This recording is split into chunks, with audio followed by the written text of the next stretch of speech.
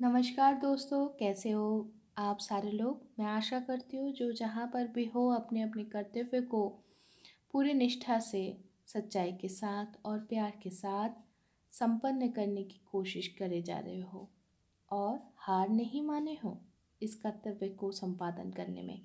तो चलिए आज शुरू करते हैं नन्हे इंसान की 30वां पर्व। तो शुरू करते हैं 30वां पर्व नन्हे इंसान की। लेखिका श्रीमती बानी पात्रो।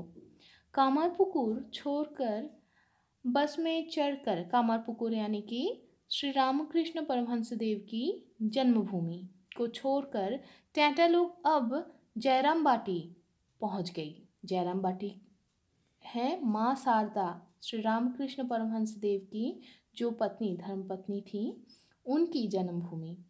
तो तब माँ शारदा की जो मंदिर है वो बंद थी। 3 बजे, दोपहर के 3 बजे के बाद मंदिर के दरवाज़ा खुलना खुलना था। तो टाटा लोग एक बिछौना बिछाकर पेड़ के नीचे बैठ गई और थोड़ी सी सांस ले ली, थोड़ी सी अपनी थकान को मिटा दी। सच में तब बहुत ही भयंकर विकट गर्मी थी, लेकिन वो जगह इतनी शीतल थी कि सच में टाटा को लगी ये जगह माँ की छाँव में ही है।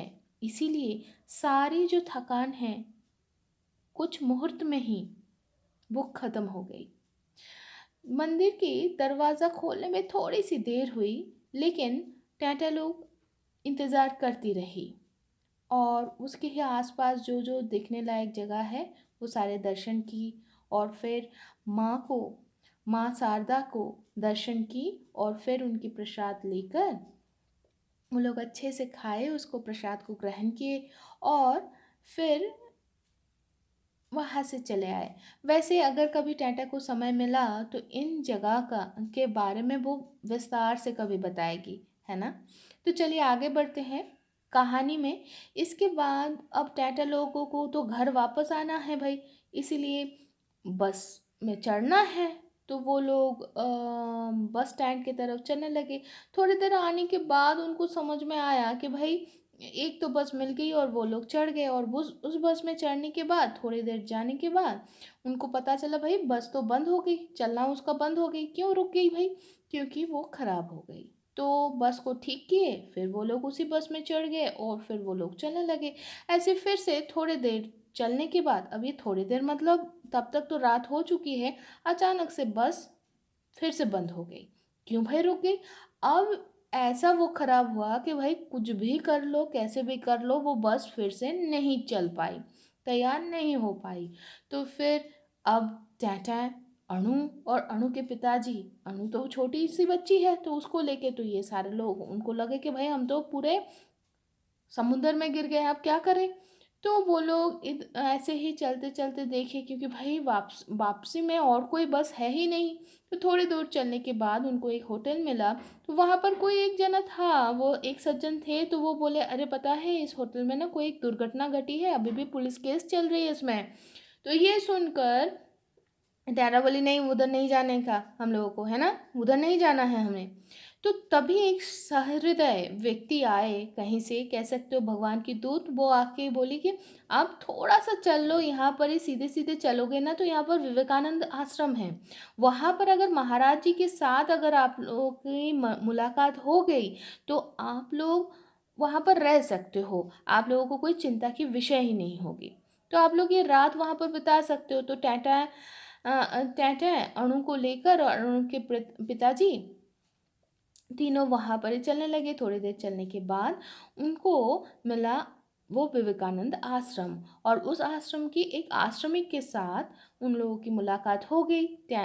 तो अणु के पिताजी पूछे, सब कुछ बोले। तो बोले देखिए इस तरफ तो आश्रमिकों का जगह है, रास्ते के उस पार है जहाँ पर महाराज जी रहते हैं, तो आप उनसे एक बार मुलाकात कर लीजिए। तो अणु के पिताजी अपने परिचय दिए, अपने परिस्थिति को उनके सामने रख दिए खोल के। तो वो बोले हाँ हाँ आप रह सकते हो रात को। तो शाम के समय वहाँ पर, मतलब रात को नर नारायण पूजा होती है। तो इतने दूर आके वो लोग नर नारायण पूजा भी देखे और फिर और भी आसपास जो भी थोड़ा बहुत देखने की जगह है वो सारे देख लिए। और फिर रहने के लिए जो भी वहाँ पर दान करना होता है वो सारे फीस वगैरह जमा करके रात को एकदम उन लोगों को एक रूम मिल गई, जिस रूम में अटैच बाथरूम था। तो ये तो टाटा को याद है, तो टाटा इसलिए शेयर कर रही है। तो सब कुछ होने के बाद वो लोग हाँ, जब नर नारायण पूजा वो लोग देख रहे थे तो वो लोग क्या देखे, छोटा सा बच्चा है जिसको पूजा पूजा जा रहा है। और वो बहुत ही दिलचस्प किस्सा था। मतलब वो एक इंसिडेंट ऐसी थी कि जो बहुत मन को भा जाए। आप एक नन्हे से इंसान को देख रहे हो जिसको पूजा जा रहा है। तो इसके बाद क्या हुआ, दू अगले ही दिन सुबह वो लोग महाराज जी को प्रणाम किए और फिर तीनों लोग वापसी के रास्ता पकड़ लिए। तो वो लोग बस स्टैंड में फिर से पहुंच गए। अब जाके उन लोगों को क्या पता चल रहा है कि जो बस है उनके रूट की, वो उस रूट में कोई भी बस नहीं चल रही है। कोई एक तो कुछ एक तो अघटन बोलो, कुछ एक तो कांड हुआ था जिसके बारे में टाटा लोगों को पता नहीं चला। लेकिन सिर्फ इतना मालूम चला कि भाई कोई बस नहीं जा रही है उस तरफ। तो वो लोग तब सोचे कि ठीक है, सीधे नहीं जा पाएंगे तो घूम के जाएंगे। अगर घूम के जाना है तो तारकेश्वर। तारकेश्वर एक जगह है जहाँ पर शिव जी तारकेश्वर, तारक के ईश्वर के रूप में रहते हैं। उसकी स्टोरी हम लोग फिर कभी बोलेंगे। लेकिन वहाँ उस मंदिर में पूजा देके वो लोग डिसाइड किए कि भाई वहाँ से घूम के अगर जाना है तो तारकेश्वर के जो मंदिर है वहाँ पर भगवान जी को पूजा चढ़ा के वहाँ से हम हावड़ा स्टेशन पहुँचेंगे और फिर हावड़ा स्टेशन से बस में पहुँच जाएंगे, बस करके घर पर पहुँच जाएंगे। तो अब वो लोग इसलिए तारकेश्वर की जो बस है वहाँ उसमें चढ़ गए। अब इतने देर में पता है एक यात्री आया और अचानक से पूछने लगे, आप लोग कहाँ जाओगे? शायद वो तारकेश्वर ही जाने वाले हैं और उनको बैठने के लिए सीट चाहिए था। पता नहीं वो क्या ढूंढ रहे थे, लेकिन अचानक से बोले आप लोग जाएंगे कहाँ? तो अनु के पिताजी बोले कि भाई हम लोगों को तो हावड़ा जाना था, लेकिन अब उस रूट में तो कुछ एक तो हो चुका है, इसलिए वहाँ पर कोई बस नहीं जा रही। तो वो बंदा बोला, देखो मैं आपको ये जो बस नंबर आपको दिखा रही हूँ वो बस हावड़ा स्टेशन ही जाएगी। हाँ, लेकिन वो घूम के जाएगी तो आप थोड़ा सा देर लगेगी, लेकिन आप लोग उस बस में चढ़े जाओ। तो ये जहाँ तक सुने तो अणु के पिताजी उस बस जो नंबर दिखाए बोल दिए थे, उस बस नंबर मतलब उस रूट के बस में जाके पूछे तो उनको पता चला हाँ भैया वो लोग घूम के जा रहे हैं, लेकिन हावड़ा स्टेशन तो वो लोग जाएंगे। तो ये बात सुन के तो वो तब अणु को और टाटा को लेके उस बस में चढ़ गए। अब उस वो बस कहाँ से जा रहा था पता है? बड़े रास्ते, चौड़े रास्ते, सुकड़ी से रास्ते बांस के जो जंगल हैं वो सबके अंदर से वो चलते चलते जहाँ तक हावड़ा स्टेशन से पहले 2 स्टॉपेज और बाकी था और सिर्फ 2 स्टॉपेज बाकी था। ऐसे में अनु के पिताजी को लगा रही ये तो हमारे आसपास से ही जगह से ये गुजर रहा है ये बस। तो वो तुरंत कंडक्टर को बोले, कंडक्टर जी हमें आप उतार दो यहाँ। तो वो लोग उतर गए और फिर रिक्शा करके अपने किराए के मकान में वापस आ गए।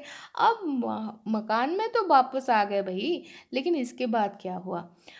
उसी दिन उसी दिन अब यहाँ पर एक चीज़ हम याद दिला दें, अणु और हैप्पी एक ही स्कूल में एक ही क्लास में पढ़ते थे।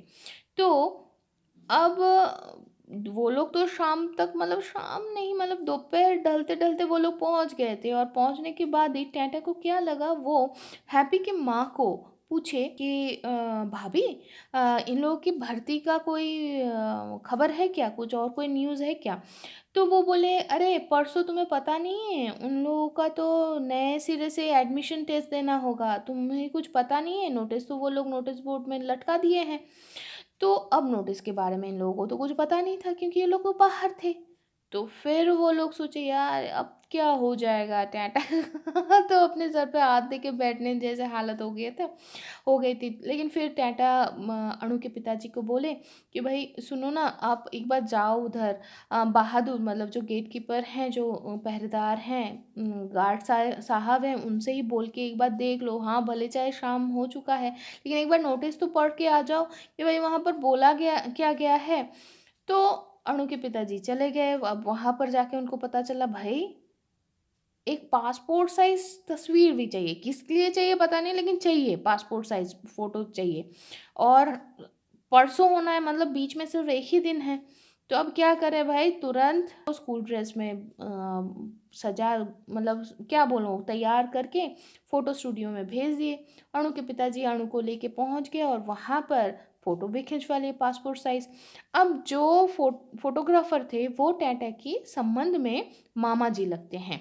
तो वो बोले, फ़ोटोग्राफ़र मामा बोले कि बेटा देखो, 1 दिन तो लगेगा, क्योंकि उस टाइम में तो इंस्टेंट फ़ोटो नहीं होता था, तब तो प्रिंट नहीं होता था। वो तो मतलब आज के तरह डिजिटल प्रिंटिंग तो तब नहीं होती थी। तब तो रील को वॉश करना होता था, फ़ोटो डेवलप करना पड़ता था। तो उन्होंने बोला रील वॉशिंग की मामला है भाई, तो 1 दिन तो लगेगा, लेकिन फिर भी तुम कल रात को, रात को एक बार आ जाइयो, हम देखते हैं, अगर हो जाता तो मैं तभी दे दूँगा। लेकिन वो दे नहीं पाए। भले गए थे लेकिन दे नहीं पाए। और आखिरकार जिस दिन उसकी एडमिशन टेस्ट थी, उसी दिन सुबह-सुबह अर्ली मॉर्निंग पिताजी फिर से पहुँचे स्टूडियो और वहाँ से वो पासपोर्ट साइज़ फ़ोटो वो कलेक्ट कर लिए, वो ले लिए। अनु के पिताजी तस्वीर लेके आ गए। तब तक अनु को टैंटा तैयार कर रही थी, क्योंकि एडमिशन टेस्ट के लिए जाना है ना।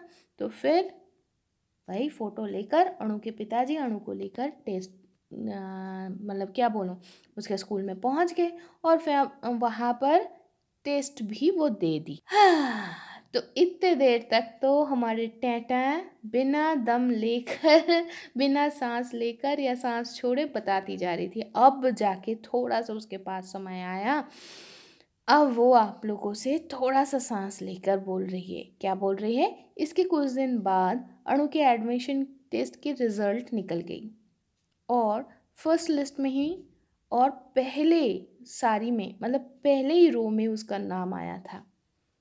और अणु क्लास 5 में माध्यमिक और उच्च माध्यमिक स्तर विभाग के जो मतलब डे स्कूल के विभाग में वो भर्ती हो गई। और टैटा अब चैन की सांस ली और वो सोचने लगी, बाबा रे बाबा, अगर सच में वो उस दिन तारकेश्वर मंदिर जाती, विजिट करती, तो क्या होता। सच्ची में टैटा नहीं जानती क्या होता इसकी परिणाम। लेकिन शायद उस दिन सही समय में रास्ते में कोई एक लौकिक, अलौकिक, भौतिक, आदि भौतिक, कहीं से तो एक गाइडेंस आई थी उस दिन, ताकि वो लोग सही रास्ते में चल पाए। तो आज की कहानी तो यहाँ पर ही समाप्त होती है। लेकिन हाँ, हमें नहीं पता कब परमेश्वर, कब वो माता रानी, जो जिस नाम से भी पुकारना चाहते हो या हम चाहते हैं पुकारना, जिस नाम से भी वो हमें मोहे हैं, लेकिन वो हाँ, हमारे जाने अनजाने में वो हमको हमेशा गाइडेंस देते रहते हैं, एक प्यार भरी गाइडेंस देती हैं या देते हैं।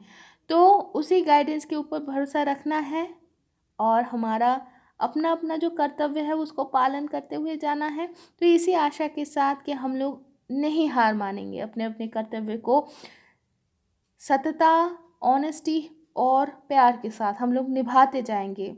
तो इसी आशा के साथ आज शमिता आप लोगों से विदा लेती है। खुश रहना, स्वस्थ रहना, शुभमस्तु।